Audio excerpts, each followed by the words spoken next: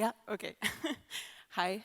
Um, I don't know what was introduced about me, so maybe I'll repeat what Peter said. But I'm here representing the project Flow Robotica. It's an EU Horizon 2020 project from the Future and Emerging Technologies umbrella. Um, so it's funded by the EU. It's a science project primarily. Our main discipline of contribution is robotics, specifically biohybrid robotics, and we try in the project to combine plants and robots together and tightly couple them in a way that they can work with one another and extend their capabilities in an effort to try and build structures or architecture. It's again, a big project, so it's not just me. I'm going to show a lot of work that a lot of people have contributed to. Yeah, I'm there in the middle, so you can see there's a lot of people. We have 6 partners in the consortium. The first is the Institute of Computer Engineering in Lübeck. That's where I work now. It's a swarm robotics partner. Our other partners are a biology partner, specifically molecular and cellular biology for plant science.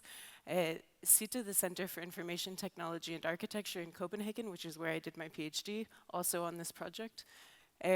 And a mechatronics partner, Cybertronica, which is a company in Stuttgart, and an evolutionary robotics partner in Copenhagen, and an artificial life partner in Graz. So it's, yeah, again, a big project. I just want to make sure that proper credit goes to everyone who's involved. So there have been many efforts in the last decades for people to manually shape plants into functional objects or sculpture. It has really fascinated people for quite some decades, and more recently people have been able to almost mass produce that process. So this is a company in the UK called Full Grown, and they produce lamps and chairs from plants. So the way they do this is very manual. They send people out into the field every day, and they check that how the plant has grown. They rearrange its growth. They tie it down. Myself and some others on the project went to visit them earlier this year, and they have really just fields of things that look like this, lamps, tree lamps over and over again. So. And they're totally stocked up on orders. They can't meet the demand. So this is clearly something that people want in their lives. It's also been done manually on an architectural scale, specifically here in Germany. There has been quite some effort at this for decades. Germans hold most of the patents on tree shaping for architectural scale, dating all the way back into the 1920s. These are some more recent examples. But again, this is all done manually, so there's no automation involved, there's no robotics there. And in terms of even older technologies, let's say, there is an area of northern India where they make bridges out of living root systems. Again, this is someone going there and manually rearranging the growth maybe once a week for probably 10 years, 20 years. But once these bridges are finished, they last for 100 years or more, and this is in extreme climate conditions. So it's very humid, there are monsoons, and the bridges still survive. And when they, sorry, I'm a little intimidated because I've never shown the project to this kind of audience before. Okay, and but they build steel cable bridges in this area, but those bridges degrade within 10 years because the humidity is so extreme, the monsoons are so extreme. So building bridges out of live plants is actually more effective in that kind of environment. Not only do they last longer, but they also self-repair. So the real interest we have in the Flow Robotica project is, can we automate a process like that? Because it's extremely labor intensive, extremely manual, takes many years. How can we automate that process? And what can we learn by automating that process? So there's a lot we did in the project. I'm only going to show a very small portion of it. It's the portions that I've worked on myself. So we made these robot nodes to robotically provide stimuli to the plant. And they're directional stimuli. We focused on light because it's a fairly low-hanging fruit of a kind of stimuli that we can trigger the plant with. In the robots, we have sensors to see what's going on with the plants and what's going on in the environment. But the stimuli provision that we have there, the possibilities are the RGB LED, which we use to provide blue light, and a far-red LED. Far-red is like light that's in between infrared and regular red. So it's in that middle spectrum. And the blue light that we provide is to trigger a process in the plant called photosynthesis, called phototropism. You know what photosynthesis is? So phototropism is the plant's directional response to blue light and UV light, specifically those spectrums. So it will try to grow towards that light. That's the spectrum of light that it responds to try and get closer to the light source to get better food for photosynthesis. And the far-red light, it's known to trigger a much more complicated set of processes in the plant that's known as the shade avoidance syndrome. And basically, far-red light is bounced off of plant tissue. So when a plant receives a lot of far-red light, then it assumes that there are lots of neighboring plants next to it. So it tries to grow away from them so that it can get better access to light or avoid shade that's cast by neighboring plants. So this is, again, about phototropism. Can you hear me when I turn my head like this? Yeah, okay. So phototropism is, a really, really well-researched tropism in plant biology. So there are many types of tropism. Gravitropism, for instance, the plant tries to grow against gravity. But we use phototropism because it's so well-researched. And this is just, again, to show that phototropism is driven by UV and blue light. So we can use red light to feed the plant's photosynthesis, put that everywhere and keep it healthy, and just put the blue light and UV light in specific places in order to steer the plant. So I'm going to show you 3 different robotics platforms that we use to steer the plant growth. The first one, we first did a set of data gathering experiments with the plants. We put them in a controlled environment, gave it lights from different directions that are blue light and UV light, and watched how it grew with computer vision or image processing, however you like to call it. And then we used the data we got from those experiments to build a data-driven model. And we use that data-driven model to run artificial evolution in simulation to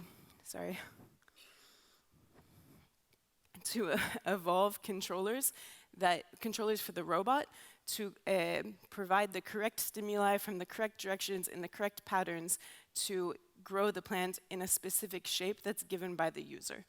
So in this case, we were giving it 3 virtual targets. It's those red X's that you see all the way there on the far side. So the pattern that we're not trying in this case to shape the stem, we're just trying to guide the motion of the tip. So this is an image of the model that we used. Again, it's a data-driven model. So we gathered this information of where the plant moved in each time step, under which stimuli, and combined that into a big data set that then we would take the mean and the standard deviation and predict what the plant would do in simulation for evolution. So this is a video. At first, we did fixed targets. So this is, we didn't tell during evolution, we didn't tell the robot controller, where the targets were. We just told it whether it succeeded at finding them. And then after we finished evolution, then in simulation, then we just took that controller directly, used the same computer vision process to watch the plant, to feed information into the controller. And you can see it hits all of the targets, which was super exciting for us because we had no idea if it would work, obviously. So this is with dynamic targets. So in this case, we gave the targets to the to the controller during evolution. Um, that we could, in this way, we can give any targets to the controller. As you just have to run that process again in the computer, but you don't have to change anything about the setup. So it's just somehow a matter of hitting a button after you've put in the targets that can be given arbitrarily, as we did here, or can be given for a purpose by a user. Yeah.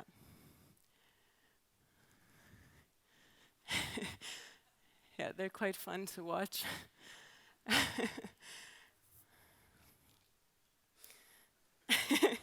Yeah, it's playing games with us. Yeah.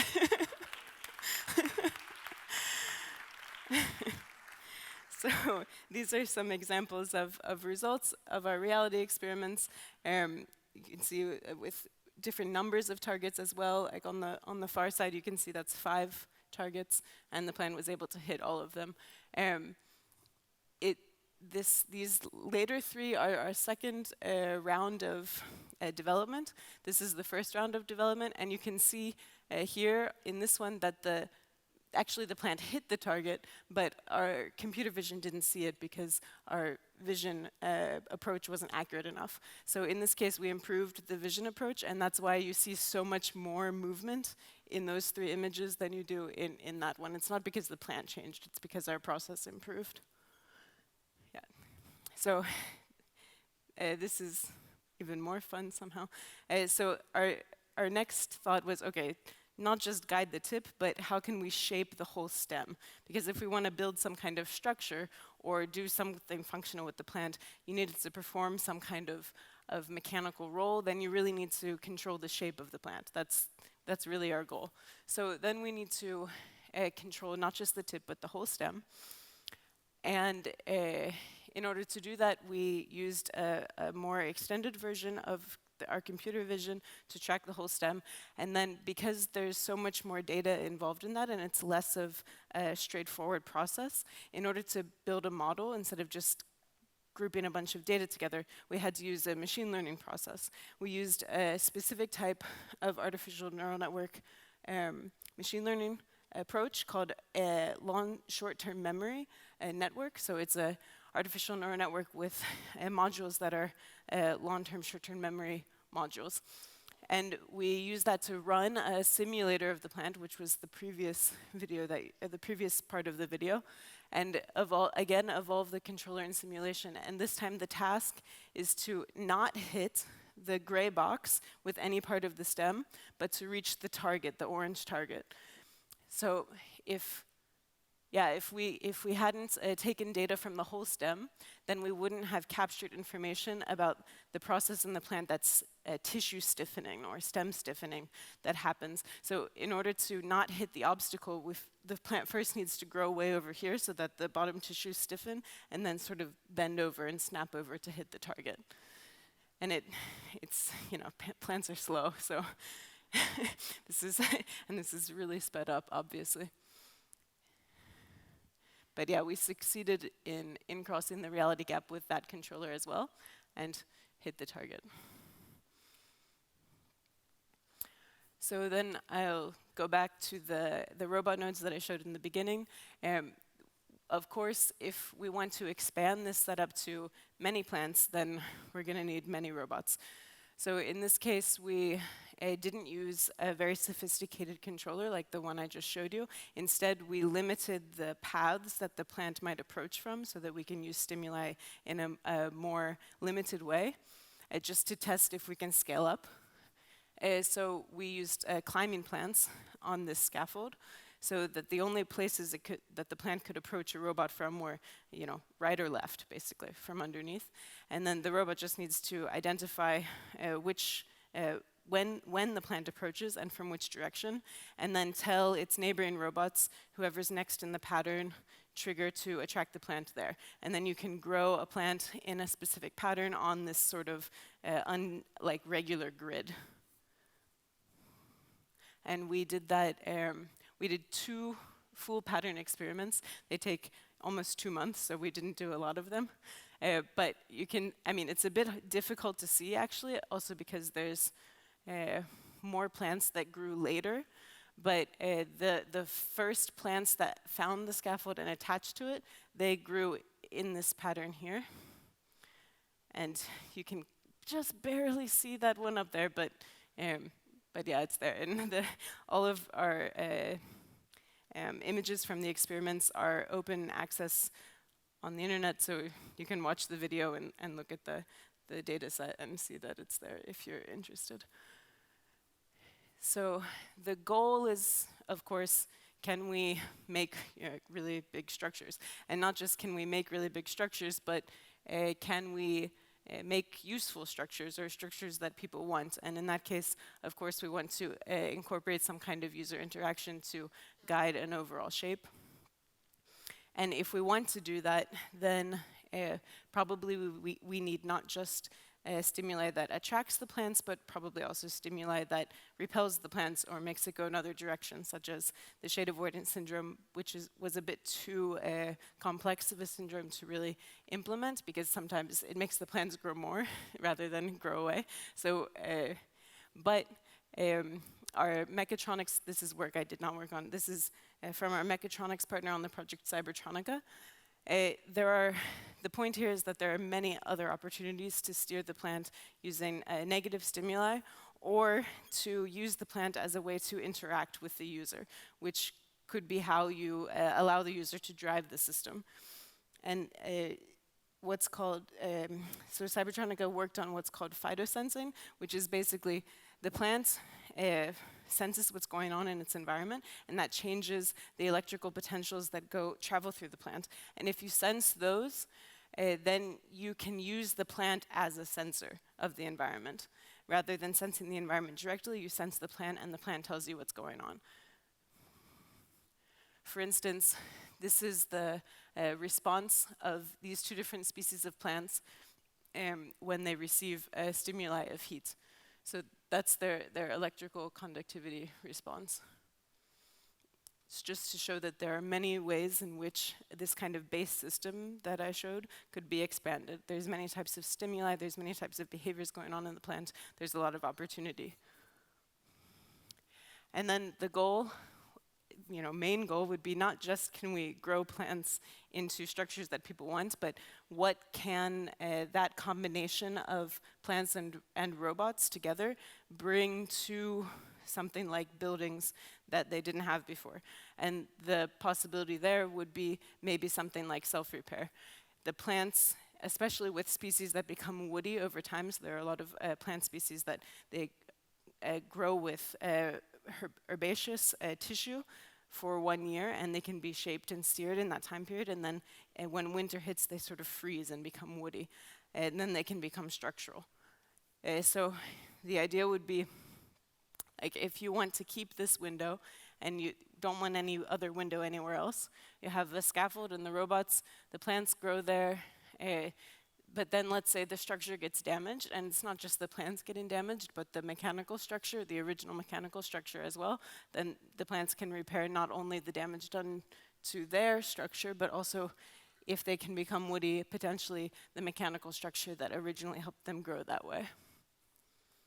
And then maybe we can get to something close to the living root bridges that are already being constructed in India. That's all.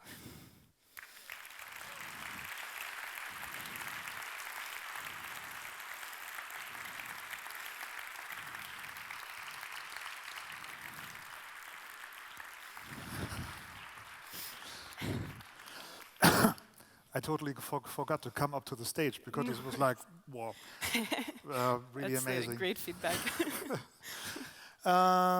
Any question by the audience, anyone? You are a lazy bunch today, I really have to say. Oh, und da rennt schon wieder eine unserer reizenden Kollegin. So. Hello, I just have the question, what is the time frame, what you just speed up in the videos? So, I'm here, over here. Hi. Hi. So, yeah, what is the time frame actually? So these ones with the plants going very fast with this winding motion and hitting the targets, those were a few days. So I think it was like 1 hour to 1 second. So 1 hour in the original experiment was 1 second in the video. Yeah, it was about 72 hours experiments, but the ones with the scaffold, those were about 2 months. But the species that we were using is the common bean, and it grows at an average rate of roughly like maybe 3 centimeters or 4 centimeters per day. It's one of the faster species, that's why we chose to work with it. Of course, time is a huge limitation on what can be done with a system like this, but maybe it's a matter of changing our expectations on how long things take to manufacture. For instance, the UK firm Full Grown, it takes them like 10 years to fill an order for a chair, but people still buy them. So I don't know. Yeah. Well, it took a lot of time probably for the wood that we use for our furniture as well. Yeah. So basically we're used to the process, but Yeah, not used yeah. to the waiting. So Yeah, that's maybe something to learn. Do plants have fun? Because it was did fun. you- It did was you fun to see look the- at, but Did you see the Google April Fool's joke this year? With the interface that talks to the plant and finds out its mood? But okay. it was a joke. Yeah, probably it was. Yeah. No, I mean, they made a joke about it. There's a serious question about whether there's any science there, but, or could be. As far as I have learned, because I don't have a biology background, as far as I have learned from our biologists on the project, there's not really direct evidence of plants having any kind of positive or negative feedback to environmental features that don't directly impact their health. There's been some people, I think mostly artist contributions, that looked at like how music affects plant growth, for instance. But as far as biology knows, I think that's affecting the plant's thigmotropism, which is its response to touch, and just vibrations can feel like a predator brushed past or something like that. So the theory in biology would, I think, be that all of those responses are about the plant's health, because the plant doesn't have a central decision-making process. So. Yeah. Some other questions from the audience? There is one. Yeah, hi, thank you. First off, thanks for introducing us to this highly interesting topic, and it pleases me immensely to know that there are people like you investing all the thought process into coming up with clever solutions to our future.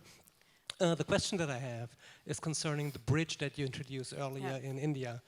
Are there any data on the integrity of the structure compared to the intensity of the use? Like the frequency of use? Well, I mean, the data is limited.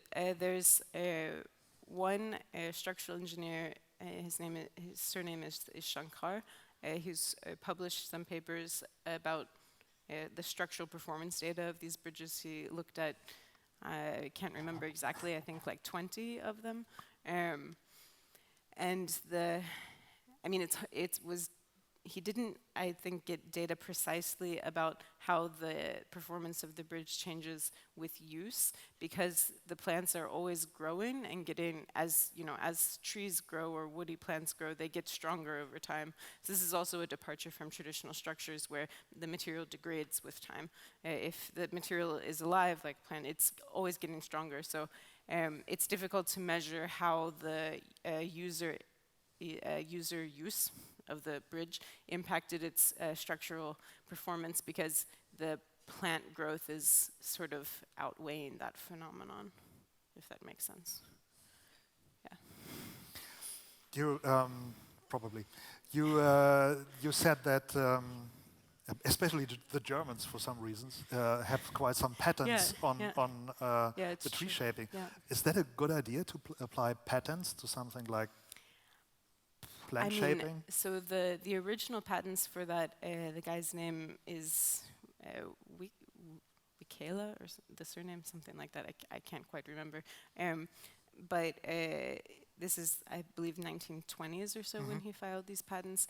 And I think, by now they've expired or so it's not an issue. But his patents were for things that we normally see all the time now in our daily lives. They were like, let's weave some plants in this kind of pattern and make a fence. And we see fences like that made, for instance, in Germany. Every so often someone finds one and sends us a picture, so they're clearly out there. Yeah, so I think probably you wouldn't be able to patent something like that now so easily. It's a much different picture in the 1920s than now. We haven't patented anything on this project. Actually, the EU really likes for the FET projects to result in some patents, but I think there's not really a good reason for a project like ours to pursue a patent, because if you want to pursue a patent, you should really use that to make a profit later, because it's actually very expensive. Yeah. Yeah. Whether or not it's ethically a good idea, I don't really feel qualified to say, I guess, but I hope that works. Well, eine Frage noch dahin. Yeah, hello. Just one question. Yeah. Plants not only respond to light, but actually to the arrangement in a three-dimensional room. So I can have some sort of a negative geotropism. And with this case, do you experiment with moving plants, so mechanically moving plants so that they directly grow straight up? I personally didn't on the project, but one of the collaborators at the Evolutionary Robotics Lab in Copenhagen did basically exactly that, mounted the planting box on a motor on the wall and rotated it so that the plant was always changing its relationship to gravity. I don't think they found really interesting results, actually, because if you're always constantly changing the relationship to the gravity vector, then the plant's going to grow straight, which is the same thing it does if you keep the gravity vector the same. I guess it could be quite interesting to investigate shaping it by, letting it be here for a while and wait until those tissues stiffen, and then you change it, then it's going to grow this way, and you could shape it that way. Yeah, but it's a lot more work to change the gravity relationship than change the light, so we didn't try that. Well, if you can't make them have fun, maybe you can make them crazy like this. So Yeah, probably a true. bad idea. Thanks a lot for presenting this brilliant work. Mary Katherine Heinrich. Thank you.